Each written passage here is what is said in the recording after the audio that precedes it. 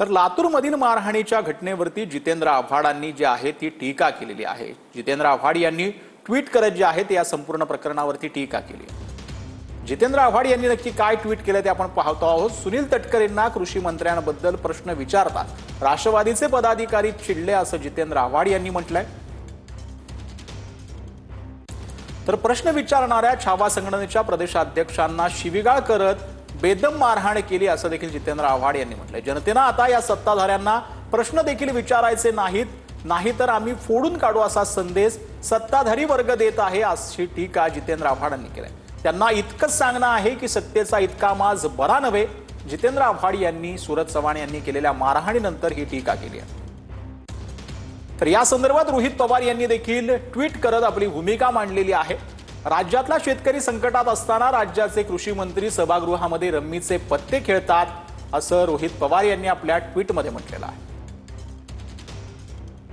तर लातूरमधील घटनेनंतर टीका जी आहे ती आता केली जाते। सूरज चव्हाणांवरती जितेंद्र आव्हाड आणि रोहित पवार यांनी देखील टीका केलेली आहे।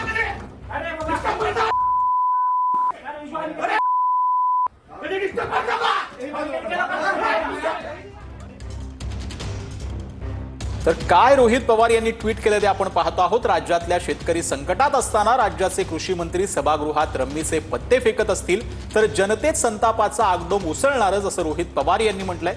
यावरून छावा संघटनेच्या कार्यकर्त्यांनी तटकरेंना निवेदन देत असताना झालेला वाद दुर्दैवी आहे असं रोहित पवार यांनी म्हटलंय।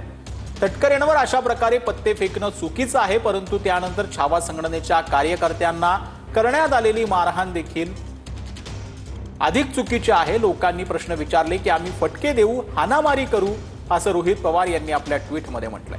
आणि विरोध चिरडून टाकू हा संदेश सत्ताधारी देऊ पाहत आहेत का?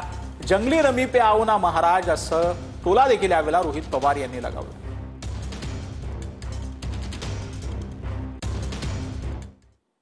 तर फडणवीसांनी अजितदादांच्या कार्यकर्त्यांना आवर घालावा अशी मागणी लक्ष्मण हाकेंनी केली आहे। दादांच्या कार्यकर्त्यांना आवर घाला नाही तर तुमचं जहाज बुडवल्याशिवाय राहणार नाही असं हाके यांनी म्हटलेलं आहे। शेतकऱ्यांच्या जीवनाशी